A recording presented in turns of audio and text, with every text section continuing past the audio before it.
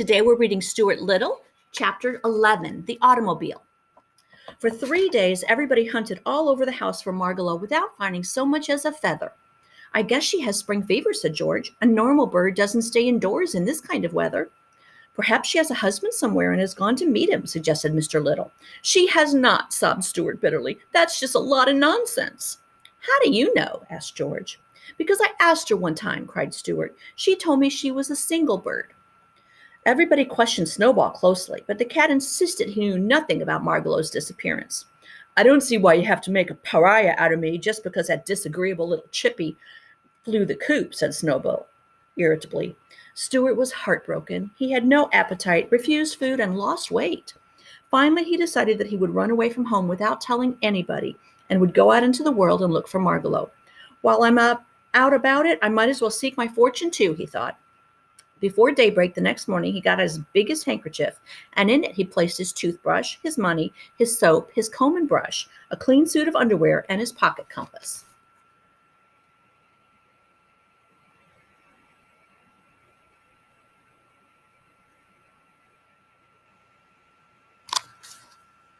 I ought to take along something to remember my mother by, he thought. So he crept into his mother's bedroom while she was still asleep, climbed the lamp cord to her bureau, and pulled a strand of Mrs. Little's hair from her comb. He rolled the hair up neatly and laid it in the handkerchief with the other things.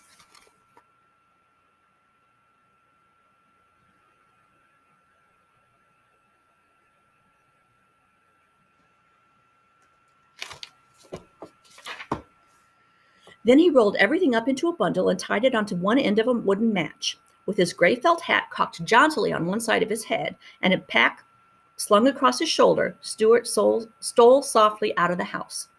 Goodbye, beautiful home, he whispered. I wonder if I'll ever see you again.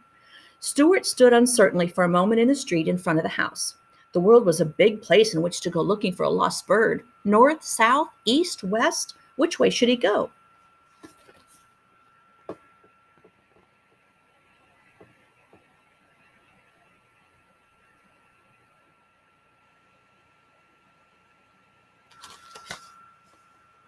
Stuart decided that he needed advice on such an important matter, so he started uptown to find his friend Dr. Carey, the surgeon-dentist, owner of the schooner Wasp. The doctor was glad to see Stuart. He took him right into his inner office where he was busy pulling a man's tooth. The man's name was Edward Clydesdale, and he had several wads of gauze in his cheek to hold his mouth open good and wide. The tooth was a hard one to get out, and the doctor let Stuart sit on his instrument tray so they could talk during the operation. This is my friend Stuart Little, he said to the man with the gauze in his cheek. Oh, replied the man as best as he could. Very well, thank you, replied Stuart. Well, what's on your mind, Stuart? Asked Dr. Carey, seizing hold of the man's tooth with a pair of pliers and giving a strong pull. I ran away from home this morning, explained Stuart. I'm going out in the world to seek my fortune and to look for a lost bird. Which direction do you think I should start out in? Dr. Carey twisted the tooth a bit and racked it back and forth. What color is the bird? He asked. Brown, said Stuart. Better go north, said Dr. Carey. Don't you think so, Mr. Clydesdale? Oak and arrow ark, said Mr. Clydesdale.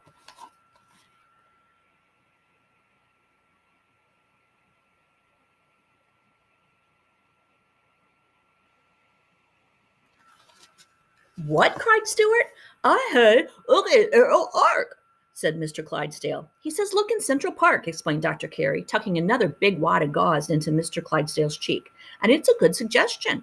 Oftentimes people with decayed teeth have sound ideas. Central Park is a favorite place for the birds in the spring. Mr. Clydesdale was nodding his head vigorously and seemed about to speak again. If you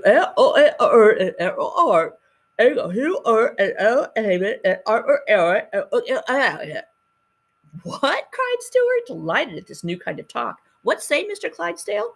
If you erd ark, ake of you ork, you aven and railway and ook in Connecticut. He says if you can't locate a bird in Central Park, take a New York, New Haven, and Hartford Railway train and look in Connecticut, said Dr. Carey. Then he removed the rolls of gauze from Mr. Clydesdale's mouth. Rinse, please, he said. Mr. Clydesdale took a glass of mouthwash that was beside the chair and rinsed his mouth out. Tell me this, Stuart, said Dr. Carey. How are you traveling? On foot? Yes, sir, said Stuart. Well, I think you'd better have a car. As soon as I get this tooth out, we'll see what can be done about that. Open, please, Mr. Clydesdale. Dr. Carey grabbed the tooth with the pincers again, and this time he pulled so long and so hard with such determination that the tooth popped out, which was a great relief to everybody, particularly Mr. Clydesdale. Then Doctor let Stuart into another room. From a shelf, he took a tiny automobile, about 6 inches long, the most perfect miniature automobile Stuart had ever seen.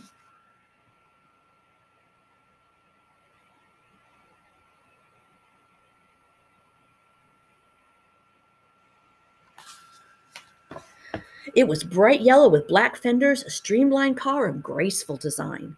I made this myself, Dr. Carey said. I enjoy building model cars and boats and other things when I'm not extracting teeth. This car has a real gasoline motor in it. It has quite a good deal of power. Do you think you can handle it, Stuart? Certainly, replied Stuart, looking into the driver's seat and blowing the horn. But isn't it going to attract too much attention? Won't everybody stop to stare at such a small automobile? They would if they could see you, replied Dr. Carey, but nobody will be able to see you or the car. Why not? Asked Stuart. Because this automobile is a thoroughly modern car. It's not only noiseless, it's invisible. Nobody can see it. I can see it, remarked Stuart. Push that little button, said the doctor, pointing to a button on the instrument panel. Stuart pushed the button. Instantly, the car vanished from sight. Now push it again, said the doctor. How can I push it when I can't even see it, said Stuart. Feel around for it. So Stuart felt around until his hand came in contact with a button. It seemed like the same button, and Stuart pushed it. He heard a slight grinding noise and felt something slip out from under his hand. Hey, watch out, yelled Dr. Carey. You pushed the starter button. She's off. There she goes. She's away. She's loose in the room. We'll never catch her. He grabbed Stuart up and placed him on a table where he wouldn't be hit by the runaway car. Oh, mercy, Stuart cried when he realized what he had done. It was a very awkward situation. Neither Dr. Carey nor Stuart could see the little automobile, yet it was rushing all over the room under its own power, bumping into things. First, there came a crashing noise over by the fireplace. The hearth broom fell down. Dr. Carey leaped for the spot and pounced on the place where the sound had come from. But though he was quick, he hardly got his hands on the place before there was another crash over by the wastebasket.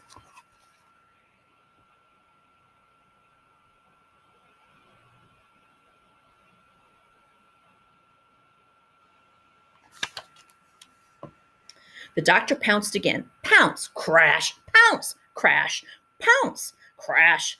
The doctor was racing all over the room, pouncing and missing. It's almost impossible to catch a speedy, invisible model automobile, even when one is a skilled dentist. Oh, yelled Stuart, jumping up and down. I'm sorry, Dr. Carey. I'm dreadfully sorry. Get a butterfly net, shouted the doctor. I can't, said Stuart. I'm not big enough to carry a butterfly net. That's true, said Dr. Carey. I forgot. My apologies, Stuart. The car's bound to stop sometime, said Stuart, because it will run out of gas.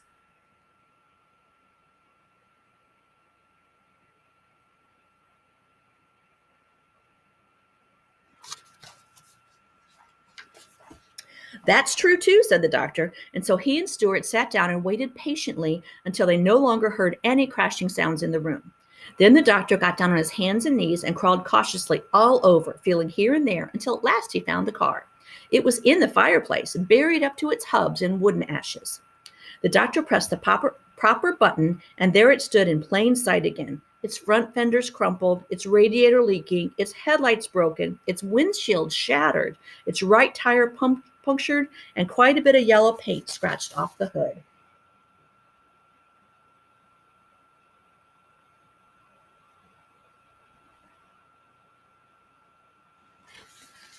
What a mess, groaned the doctor. Stuart, I hope this will be a lesson for you. Never push a button on an automobile unless you're sure of what you're doing. Yes, sir, answered Stuart, his eyes filling with tears, each tear being smaller than a drop of dew. It had been an unhappy morning, and Stuart was already homesick. He was sure he was never going to see Margalo again. Next up is Chapter 12, The Schoolroom. While Dr. Carey was making repairs on the car, Stuart went shopping. He decided that since he was about to take a long motor trip, he should have proper clothes. He went to a doll shop where everything fit him. And he outfitted himself completely with new luggage, suits, shirts, and accessories. He charged everything and was well pleased with his purchases.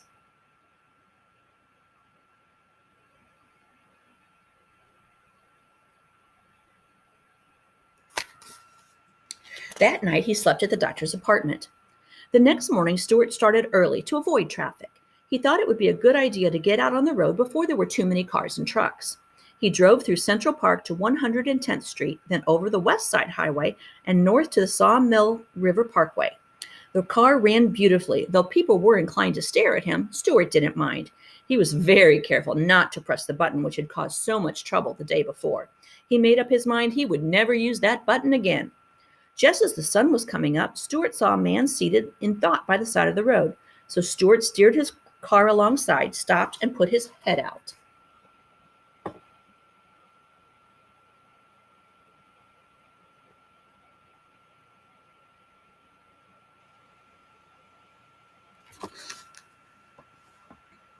"You're worried about something, aren't you?" asked Stuart. "Yes, I am," said the man, tall and mild. "Can I help you in any way?" Stuart asked in a friendly voice.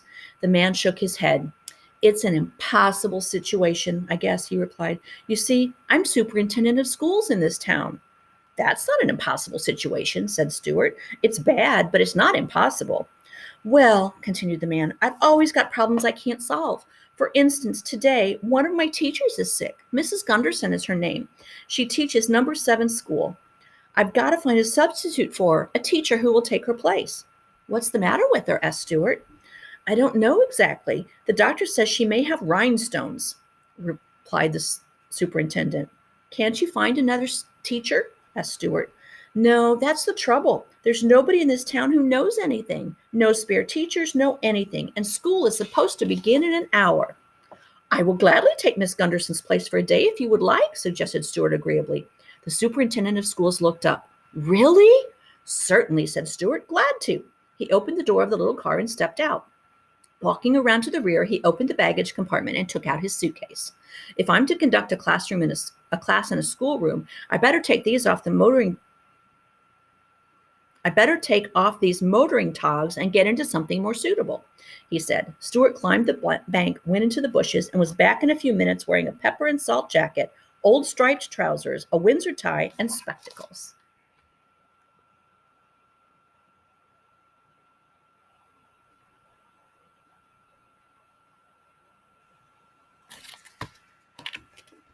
He folded his other clothes and packed them away in the suitcase. "Do you think you can maintain discipline?" asked the superintendent. "Of course I can," replied Stuart. "I'll make the work interesting and the discipline will take care of itself. Don't worry about me." The man thanked him and they shook hands. At 9:15, the scholars had gathered in school number 7. When they missed Miss Gunderson, word got round that there would be a substitute, they were delighted.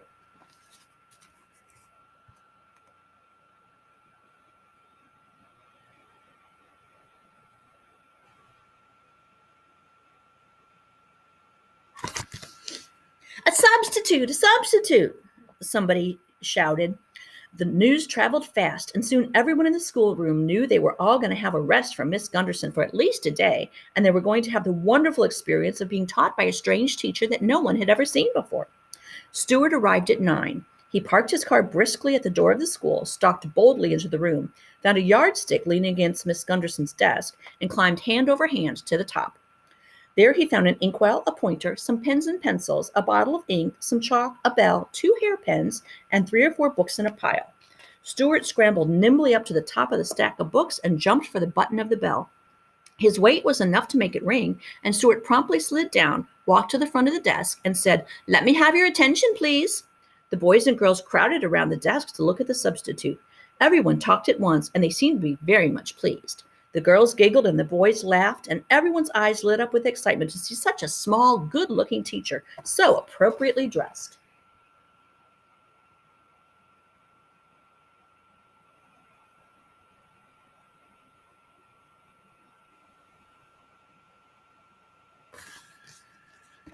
"Let me have your attention, please," repeated Stuart. "As you know, Miss Gunderson is sick, and I am taking her place."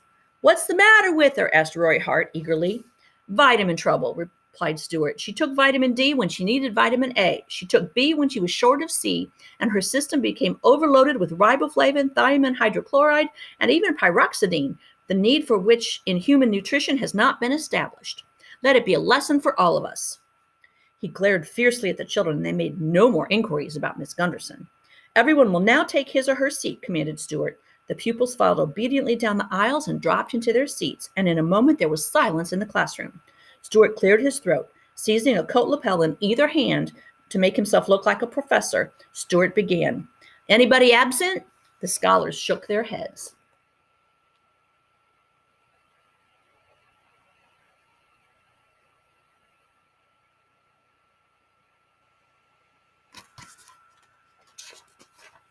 Anybody late? They shook their heads. Very well, said Stuart. What's the first subject you usually take up in the morning? Arithmetic, shouted the children. Bother arithmetic, snapped Stuart. Let's skip it. There were wild shouts of enthusiasm at this suggestion. Everyone in class seemed perfectly willing to skip arithmetic for one morning. What next do you study? Asked Stuart. Spelling, cried the children. Well, said Stuart, a misspelled word is an abomination in the sight of everyone. I consider it the very fine thing to spell words correctly, and I strongly urge every one of you to buy a Webster's Collegiate Dictionary and consult it whenever you are in the slightest doubt. So much for spelling. What's next? The scholars were just as pleased to be let out of spelling as they were arithmetic, and they shouted for joy. Everybody looked at everybody else and laughed and waved handkerchiefs and rulers, and some of the boys threw spitballs at some of the girls. Stuart had to climb on top of the pile of books again and dive for the bell to restore order. What's next? He cried. Writing, cried the students. Goodness, said Stuart in disgust. Don't you children know how to write yet? Certainly we do, yelled one and all. So much for that then, said Stuart. Social studies comes next, cried Elizabeth Gardner eagerly. Social studies? Never heard of them, said Stuart. Instead of taking up any special subject this morning, wouldn't it be a good idea if we just talked about something? The scholars glanced around at each other in expectancy. Could we talk about the way it feels to hold a snake in your hand and then it winds itself around your wrist? Asked Arthur Greenlaw. We could, but I'd rather not, said Stuart. Could we talk about sin and vice? Pleaded Lydia Lacey. Nope, said Stuart. Try again. Could we talk about the fat woman at the circus and that she had hair all over her chin? Begged Isidore Feinberg reminiscently. No, said Stuart. I'll tell you. Let's talk about the king of the world.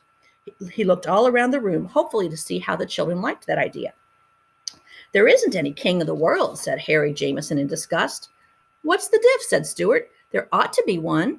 Kings are so old-fashioned, said Harry. Well, all right then, let's talk about the chairman of the world. The world gets in a lot of trouble because it has no chairman. I would like to be chairman of the world myself. You're too small, said Mary Bendix. Oh, fish feathers, said Stuart. Size has nothing to do with it. It's temperament and ability that count. The chairman has to have ability, and he must know what's important. How many of you know what's important? Up went all the hands. Very good, said Stuart, cocking one leg across the other and shoving his hands in his pockets of his jacket. Henry Rackmeyer, you tell us what's important. Excuse me. A shaft of sunlight at the end of a dark afternoon, a note of music, the way the back of a baby's neck smells if its mother keeps it tidy, answered Henry. Correct, said Stuart. Those are important things. You forgot one thing, though. Mary Bendix, what did Henry Rackmeyer forget? He forgot ice cream with chocolate sauce on it, said Mary quickly. Exactly, said Stuart. Ice cream is very important. Well, if I'm going to be chairman of the world this morning, we've got to have some rules. Otherwise, it'll be too confusing with everyone running every which way and helping themselves to things and nobody behaving. We've got to have some laws if we're going to play this game. Can anybody suggest any good laws for the world? Albert Fernstrom rose his hand. Don't eat mushrooms. They might be toadstools, suggested Albert. That's not a law, said Stuart. That's merely a bit of friendly advice. Very good advice, Albert, but advice and law are not the same. Law is much more solemn than advice. Law is extremely solemn. Anybody else think of a law for the world? Nix on swiping anything, suggested John Podolsky solemnly. Very good, said Stuart. Good law. Never poison anything but rats, said Anthony Brindisi. That's no good, said Stuart. It's unfair to rats. A law has to be fair to everybody. Anthony looked sulky. But rats are unfair to us, he said. Rats are objectionable. I know they are, said Stuart, but from a rat's point of view, poison is objectionable. A chairman has to see all sides to a problem.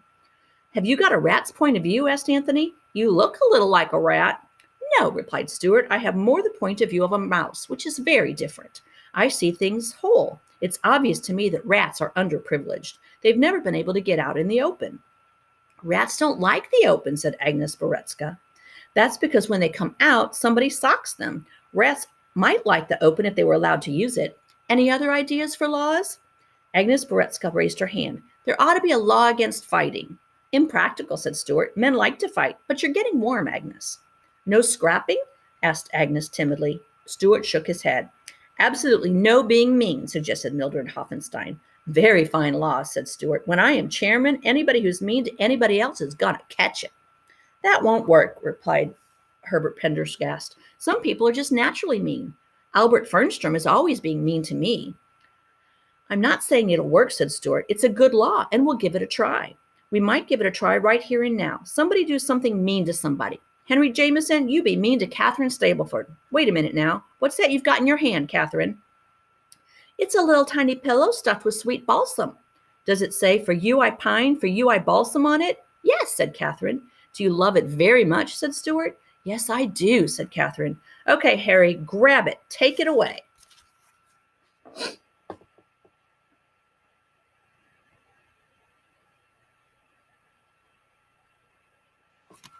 Harry ran over to where Catherine sat, grabbed the little pillow from her hand, and ran back to his seat while Catherine screamed. Now then, said Stuart in a fierce voice, hold on, my good people, while your chairman consults the book of rules. He pretended to thumb through a book. Here we are, page 492. Absolutely no being mean. Page 560. Nix on swiping anything. Harry Jameson has broken 2 laws, the law against mean and the law against swiping. Let's get Harry and send him back before he becomes so mean people will hardly recognize him anymore. Come on. Stuart ran for the yardstick and slid down like a fireman coming down a pole in a firehouse.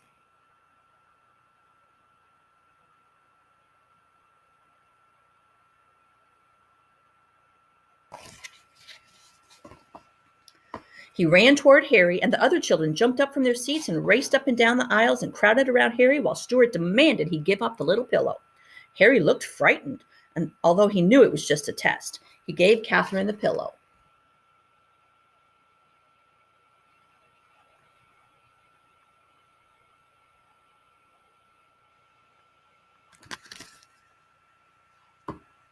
There, it worked pretty well, said Stuart. No being mean is a perfectly good law.